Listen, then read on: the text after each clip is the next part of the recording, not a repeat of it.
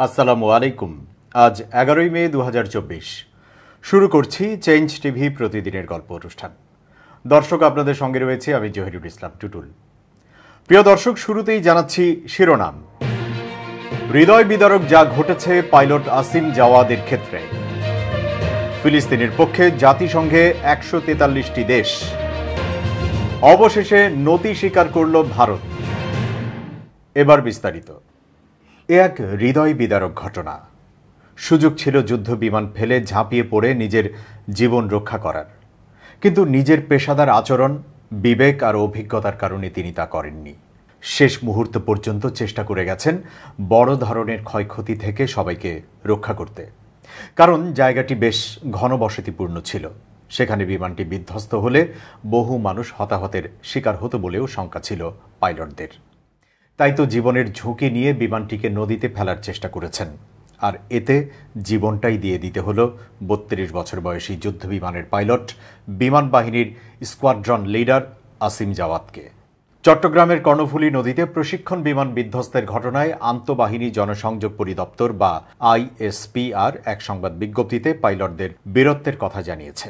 বিজ্ঞপ্তিতে জানানো হয়েছে, বৃহস্পতিবার সকাল 10:30টার দিকে চট্টগ্রাম বন্দরের পতেঙ্গা কন্টেইনার টার্মিনাল এলাকায় কর্ণফুলী নদীতে বিমান বাহিনীর ইয়াক 130 প্রশিক্ষণ যুদ্ধ বিমান বিধ্বস্ত হয়।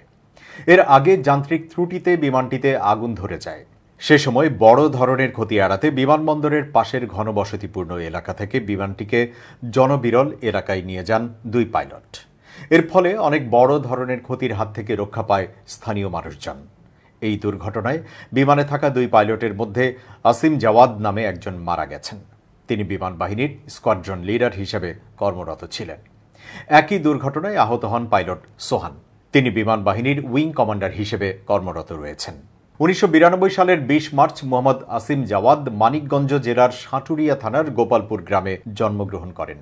তার পিতার নাম ডাক্তার মোহাম্মদ আমানুল্লাহ এবং মাতার নাম নীলুফা আক্তার খানম। তিনি 2007 সালে সাভার ক্যান্টনমেন্ট পাবলিক স্কুল থেকে এসএসসি, 2009 সালে সাভার ক্যান্টনমেন্ট পাবলিক কলেজ থেকে এইচএসসি এবং 2012 সালে বিইউপি থেকে বিএসসি পাশ করেন।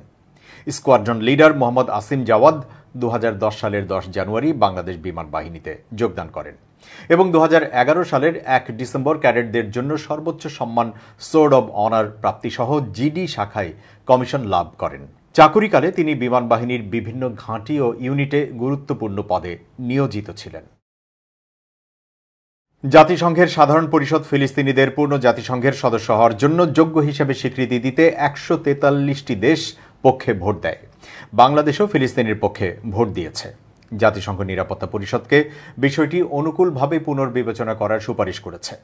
শুক্রবার 193 সদস্যের সাধারণ পরিষদে এই সংক্রান্ত প্রস্তাবে ভোট হয়। যুক্তরাষ্ট্র ও ইসরায়েল সহ 9টি দেশ বিপক্ষে ভোট দেয়। 25টি দেশ ভোট দেওয়া থেকে বিরত থাকে। সাধারণ পরিষদের এই ভোট অবশ্য জাতিসংঘে ফিলিস্তিনকে পূর্ণ সদস্য পদ দেয় না, তবে দেশটি যোগদানের ক্ষেত্রে যোগ্য বলে স্বীকৃতি দেয়। ফিলিস্তিনের প্রেসিডেন্ট মাহমুদ আব্বাস বলেন, প্রস্তাব পাশ হওয়ায় এটি দেখা গেছে যে বিশ্ব ফিলিস্তিনিদের অধিকার ও স্বাধীনতার পক্ষে, ইসরায়েলের দখলদারিত্বের বিপক্ষে। জাতিসংঘে ফিলিস্তিনের পূর্ণ সদস্য পদের আবেদনে প্রথমে 15 সদস্যের নিরাপত্তা পরিষদের অনুমোদন পেতে হবে। এরপর সেই আবেদন আবার সাধারণ পরিষদে পাশ হতে হবে। 2023 সালে বাংলাদেশে গণতান্ত্রিক নির্বাচন প্রক্রিয়া খর্ব করার সঙ্গে জড়িত ব্যক্তিদের ওপর ভিসা নিষেধাজ্ঞা আরোপের নীতি ঘোষণা করে যুক্তরাষ্ট্র। বৃহস্পতিবার মার্কিন স্টেট ডিপার্টমেন্টের ব্রিফিংয়ে ওই ভিসা নীতি নিয়ে নতুন কোনো আপডেট আছে কিনা জানতে চাইলে জবাব প্রদান করেন মুখপাত্র ম্যাথিউ মিলার। ব্রিফিংয়ে এক সাংবাদিক প্রশ্ন করেন, বাংলাদেশে 7 জানুয়ারির জালিয়াতি নির্বাচনের পর সদ্য উপজেলা নির্বাচন অনুষ্ঠিত হয়েছে। এই নির্বাচন প্রধান বিরোধী দল বিএনপি বয়কট করেছে। ভীতি প্রদর্শন, ভোট কারচুপি, হয়রানি, সাংবাদিকদের উপর হামলা এবং সর্বনিম্ন ভোটার উপস্থিতি ছিল এই উপজেলা নির্বাচনে। বাংলাদেশে গণতান্ত্রিক প্রক্রিয়া খর্বকারীদের বিরুদ্ধে যুক্তরাষ্ট্র গত বছর যে ভিসা নীতির ঘোষণা দিয়েছিল সে বিষয়ে কি আপনার কাছে নতুন কোনো তথ্য রয়েছে? জবাবে মিলার বলেন, ঘোষণা করার মতো নতুন কোনো তথ্য আমার হাতে নেই। আমরা যখন কারো বিরুদ্ধে নিষেধাজ্ঞা আরোপের সিদ্ধান্ত নেই তখন সেই নীতির বিষয়টি অবশ্যই জনসম্মুখে জানিয়ে দিই, আর মাঝে মাঝে গোপন রাখা হয়। ওই সাংবাদিক মিলারকে বাংলাদেশ ভারত সীমান্তে বাংলাদেশি নাগরিক হত্যার বিষয়েও প্রশ্ন করেন। বাংলাদেশ ভারত সীমান্তে নাগরিক হত্যা একটি উদ্বেগজনক ঘটনা, যা আন্তর্জাতিক আইনের লঙ্ঘন বলে মনে হচ্ছে। যেহেতু ভারতের সঙ্গে যুক্তরাষ্ট্রের ভালো বন্ধুত্ব রয়েছে, ভারতকে কি যুক্তরাষ্ট্র এসব কাণ্ডের জন্য জবাবদিহি করতে পারে? এ বিষয়ে মিলার বলেন, এই ঘটনা সম্পর্কে আমরা অবগত। আমরা বুঝতে পেরেছি যে ভারতীয় ও বাংলাদেশের সীমান্ত সুরক্ষা সংস্থাগুলো একে অপরের সঙ্গে যোগাযোগ করছে এবং আমরা হত্যাকাণ্ড বন্ধে তাদেরকে তদন্তের কথা বলবো।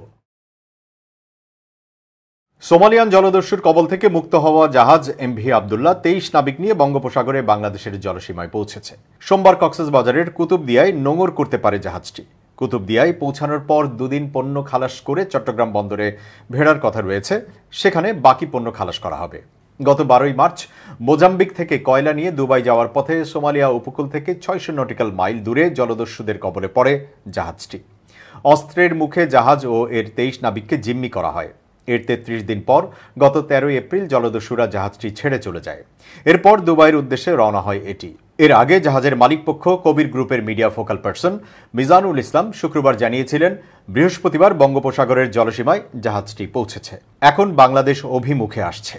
তিনি বলেন, 13 মে বিকাল নাগাদ আবদুল্লাহ কুতুবদিয়া পৌঁছাতে পারে। সেখানে কিছু পণ্য খালাস করবে, এতে 2 দিন সময় লাগতে পারে। তারপর চট্টগ্রাম বন্দরে আসবে। চট্টগ্রাম বন্দরের বহির্নোঙরে বাকি পণ্য খালাস করবে। এমভি আবদুল্লাহ কুতুবদিয়া পৌঁছানোর পর নাবিকরা জাহাজে করেই চট্টগ্রামে পৌঁছাবে নাকি আগেই জাহাজ থেকে নেমে চট্টগ্রামে যাবে, সে ব্যাপারে এখনো সিদ্ধান্ত হয়নি বলে জানান মিজানুল ইসলাম। জাহাজের মালিকপক্ষ এর আগে জানিয়েছিল, এমভি আবদুল্লাহ দেশে পৌঁছাতে পারে 12 মে। জাহাজে 56,000 টন পাথর রয়েছে। জাহাজ চলাচল পর্যবেক্ষণকারী সংস্থা মেরিটাইম ট্রাফিকের ওয়েবসাইটের তথ্য মতে বৃহস্পতিবার রাতে এমভি আবদুল্লাহ শ্রীলঙ্কার কাছেই বঙ্গোপসাগরে অবস্থান করছিল। ভারতের পূর্ব উপকূলে জাহাজের অবস্থান দেখানো হয় মেরিটাইম ট্রাফিকের ওয়েব ম্যাপে।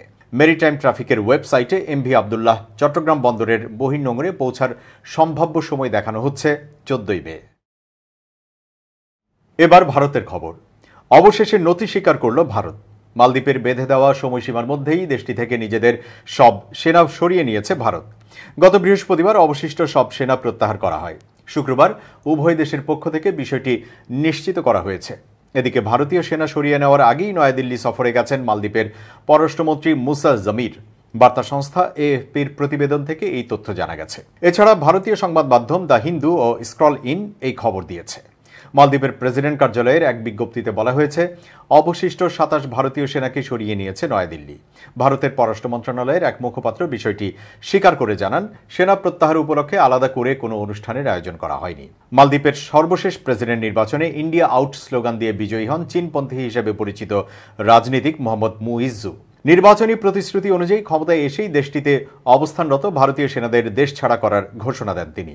এ নিয়ে দুই দেশের সম্পর্কের ব্যাপক অবনতি হয়। ফরাসি বার্তা সংস্থা এএফপি জানিয়েছে, বৃহস্পতিবারের আগে গত মঙ্গলবারের মধ্যে আরও 51 ভারতীয় সেনা মালদ্বীপ ছেড়েছে। মুইজ্জুর আগের ভারতপন্থী সরকারের সময় মালদ্বীপকে 3টি বিমান উপহার দিয়েছিল ভারত। এসব বিমানের মাধ্যমে দেশটির বিশাল সামুদ্রিক এলাকা টহল দেওয়া হতো। বিমানগুলোর দেখাশোনার জন্য কিছু ভারতীয় সেনা দেশটিতে অবস্থান করছিল। এ বিষয়ে ভারতীয় পররাষ্ট্র মন্ত্রণালয়ের মুখপাত্র রণধীর জাসওয়াল বলেছেন, বিমানগুলোর দেখভালের জন্য সেনাদের জায়গায় বেসামরিক প্রযুক্তি বিশেষজ্ঞ নিয়োগ দেওয়া হবে। ভারতীয় সেনাদের মালদ্বীপ ত্যাগের ডামাডোলের মধ্যেই গত বুধবার নয়াদিল্লি সফরে গেছেন দেশটির পররাষ্ট্রমন্ত্রী মুসা জমির। মুইজ্জু সরকারের প্রথম কোনো মন্ত্রী হিসেবে দেশটি সফরে যান তিনি। তার এই সফর দুই দেশের মধ্যে সম্পর্ক স্বাভাবিকীকরণের প্রচেষ্টা হতে পারে বলে মনে করা হচ্ছে। সামাজিক যোগাযোগ মাধ্যম এক্সে শেয়ার করা এক পোস্টে মুসা জমির বলেন, ভারতে আমার প্রথম দ্বিপক্ষীয় অফিসিয়াল সফরের অংশ হিসেবে নয়াদিল্লিতে পৌঁছেছি। ফলপ্রসূ আলোচনা, সম্পর্ক জোরদার করা এবং ভারতের প্রাণবন্ত সাংস্কৃতিক অভিজ্ঞতা অর্জনের জন্য অপেক্ষা করছি। ভারতের পররাষ্ট্র মন্ত্রণালয়ও তাদের অফিসিয়াল এক্স পেজে মুসা জমিরের সফরের বিষয়টি নিশ্চিত করেছে। তারা লিখেছে, মালদ্বীপের পররাষ্ট্রমন্ত্রী মুসা জমিরকে তার অফিসিয়াল ভারত সফরে উষ্ণতার সঙ্গে স্বাগত জানাই। দ্বিপক্ষীয় ও আঞ্চলিক ইস্যুতে আলোচনা এবং আমাদের বহুমুখী সম্পর্ককে গতিশীল করার উপায় খুঁজতে হবে। এবার খুব জরুরি 1 মিনিট জানাচ্ছেন ইউনেস্কো ক্লাব পুরস্কার বিজয়ী সাংবাদিক আমিরুল মোমিনিন মানিক। খুব জরুরি 1 মিনিটে প্রত্যেককে আমন্ত্রণ। প্রিয় বন্ধুরা, সবকিছুর মধ্যেই আপনি যখন ইতিবাচকতা খুঁজবেন তখন জীবন সুন্দর হয়ে যাবে।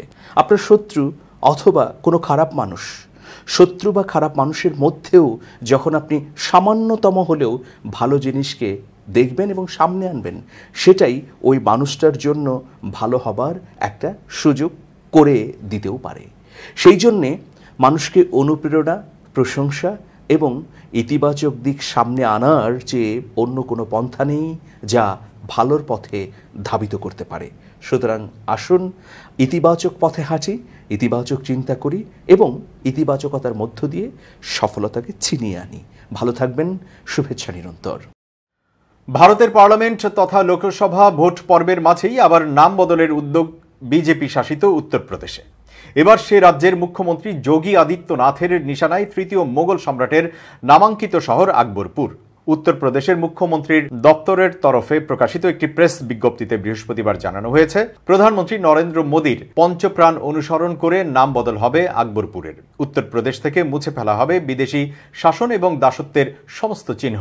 উল্লেখ্য, এর আগে গত নভেম্বরে বিজেপির উদ্যোগে দিল্লির প্রথম মুসলিম শাসক কুতুবুদ্দিন আইবেকের জমানায় গড়ে ওঠা পশ্চিম উত্তরপ্রদেশের শহর আলিগড়ের নাম বদলে হরিগড় করার সিদ্ধান্ত হয়েছিল। 2017 সালে যোগী প্রথমবার উত্তরপ্রদেশের মুখ্যমন্ত্রী হওয়ার পর থেকেই একের পর এক শহরের নাম বদলানো হয়েছে। তার জামানায় এলাহাবাদ হয়েছে প্রয়াগরাজ, মোগল সরাই হয়েছে দীনদয়াল উপাধ্যায় নগর, ফৈজাবাদ বদলেছে অযোধ্যায়, ফিরোজাবাদ হয়েছে চন্দ্রনগর। যোগী রাজ্যের নাম বদলের ধারাবাহিক বৃত্তান্তে সাম্প্রতিকতম সংযোজন আলিগড়। সম্প্রতি আজমগড়ের নাম বদলে আরজমগড় এবং মৈনপুরীর নাম ময়নগড় করার ইঙ্গিত দিয়েছেন যোগী। এর আগে উত্তরপ্রদেশ সরকার জানিয়েছিল সুলতানপুর, গাজীপুর, ফারুকাবাদের নাম বদল হতে পারে। এবার ওই তালিকায় যুক্ত হল ভারতের ইতিহাসে সহিষ্ণুতার অন্যতম প্রতীক আকবরের নামাঙ্কিত শহর। এবার ফিলিস্তিন ও মধ্যপ্রাচ্য প্রসঙ্গ। আগামী 21 মে স্পেন, আয়ারল্যান্ড এবং ইউরোপিয়ান ইউনিয়নের আরও সদস্য দেশ ফিলিস্তিনকে রাষ্ট্র হিসেবে স্বীকৃতি দেওয়ার পরিকল্পনা করেছে। জাতিসংঘে একটি পূর্ণাঙ্গ সদস্য পদের জন্য শুক্রবার ভোট হওয়ার কথা। তার আগে বৃহস্পতিবার ওই মন্তব্য করেছেন ইউরোপিয়ান ইউনিয়নের পররাষ্ট্র নীতি বিষয়ক প্রধান জোসেপ বোরেল। এ খবর দিয়েছে অনলাইন আরব নিউজ। এতে আরও বলা হয়, মার্চে স্পেনের প্রধানমন্ত্রী পেদ্রো সানচেস ঘোষণা দিয়েছেন যে ফিলিস্তিনকে রাষ্ট্রের স্বীকৃতি দেওয়ার প্রথম পদক্ষেপ নিতে একমত হয়েছে স্লোভেনিয়া, মাল্টার সঙ্গে স্পেন এবং আয়ারল্যান্ড। তারা টেকসই শান্তির জন্য দ্বিরাষ্ট্রভিত্তিক সমাধানকে অত্যাবশ্যক মনে করে। স্পেনের স্থানীয় রেডিও স্টেশন RNE-তে জোসেপ বোরেলের কাছে জানতে চাওয়া হয়, 21 মে কি স্পেন, আয়ারল্যান্ড এবং অন্য ইউরোপিয়ান দেশগুলো ফিলিস্তিনকে রাষ্ট্র হিসেবে স্বীকৃতি দেবে কিনা। জবাবে তিনি বলেন, হ্যাঁ। এর আগে স্পেনের পররাষ্ট্রমন্ত্রী হোসে ম্যানুয়েল আলবারেস বলেন, স্বীকৃতি দেওয়ার সিদ্ধান্ত নেওয়া হয়েছে, তবে তারিখ ঠিক হয়নি।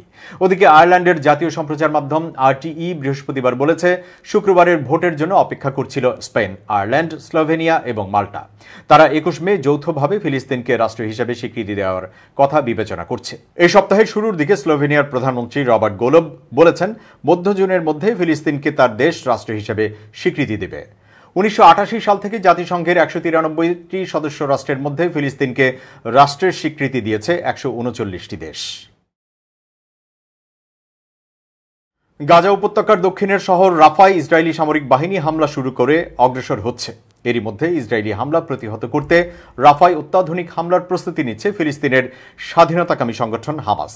শনিবার কাতার ভিত্তিক সংবাদ মাধ্যম আল জাজিরার এক প্রতিবেদনে এই তথ্য জানানো হয়েছে। প্রতিবেদনে বলা হয়, যুদ্ধ পর্যবেক্ষকদের তথ্য মতে রাফাতে অগ্রসর হওয়া ইসরায়েলি বাহিনীর বিরুদ্ধে ফিলিস্তিনি যোদ্ধাদের দ্বারা শুরু করা অত্যাধুনিক আক্রমণ প্রমাণ করে যে হামাস স্থল আক্রমণ প্রতিহতের জন্য আগাম প্রস্তুতি নিয়েছে।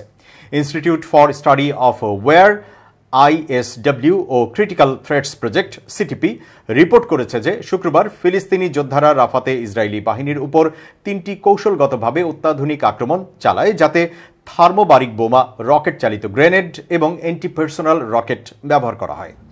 ISW ও CTP নামে দুটি মার্কিন থিঙ্ক ট্যাঙ্কের প্রতিবেদন অনুসারে হামাস বাহিনী ও সহযোদ্ধারা শুক্রবার পূর্ব রাফাতে ইসরায়েলি সৈন্যদের উপর 18টি হামলা চালায়। থিঙ্ক ট্যাঙ্কগুলো বলছে, হামাস যে আক্রমণ চালিয়েছে তার জন্য পরিকল্পনা, সমন্বয় ও সংগঠনের প্রয়োজন। তারা আরও জোর দিয়ে বলে, রাফাতে হামাস ব্যাটালিয়নগুলোর সমন্বিত যুদ্ধ ইউনিট ইসরায়েলি ক্লিয়ারিং অপারেশনের বিরুদ্ধে প্রতিরক্ষা স্থাপন করতে পারে। এদিকে হামাস শুক্রবার রাফা ও গাজা সিটিতে প্রতিরোধ জোরদার করেছে। তাদের পাল্টা আক্রমণে অন্তত 4 ইসরায়েলি সৈন্য নিহত হয়েছে এবং আরও কয়েকজন আহত হয়েছে। হামাসের সামরিক শাখা আল কাসাম ব্রিগেডে যুদ্ধক্ষেত্রের সর্বশেষ তথ্যে জানিয়েছে, তারা ইসরায়েলি সৈন্যদের উপর গুপ্ত হামলা চালিয়েছে। তারা অ্যান্ট আর্মার ক্ষেপণাস্ত্র এবং বেশ কয়েকটি স্বল্প পাল্লার রকেট দিয়ে তাদের উপর হামলা চালানোর কথা জানিয়েছে। ইসরায়েলি সামরিক বাহিনী শুক্রবার সকালে জানায় তাদের সৈন্যরা রাফায় হাতাহাতি যুদ্ধ করছে। তারা বেশ কয়েকজন বন্দুকধারীকে হত্যার দাবিও করে। পরে তারা স্বীকার করে যে জয়তুন এলাকায় একটি বিস্ফোরণে তাদের 4 সৈন্য নিহত হয়েছে। এর ফলে গাজায় স্থল হামলা শুরু করার পর নিহত ইসরায়েলি সৈন্যের সংখ্যা দাঁড়ালো 271-এ। গত বছরের 7 অক্টোবর ইসরায়েলি সেনারা গাজা উপত্যকায় ভয়াবহ আগ্রাসন ও গণহত্যা শুরু করার পর থেকে এখন পর্যন্ত প্রায় 35,000 ফিলিস্তিনি নিহত হয়েছেন, যাদের বেশিরভাগ নারী ও শিশু। দর্শক, শেষ করছি প্রতিদিনের গল্পের আজকের গল্প। changetv.press বাংলাদেশের ইউটিউব জার্নালিজমের অগ্রদূত। ভিজিট করুন এর ওয়েবসাইট www.changetv.press, youtube.com/changetvpress এবং সাবস্ক্রাইব করুন চ্যানেলটি। নিয়মিত লাইক, কমেন্ট ও শেয়ার করে আপডেট রাখুন নিজেকে। ভালো থাকুন, নিরাপদে থাকুন, শুভেচ্ছা নিরন্তর।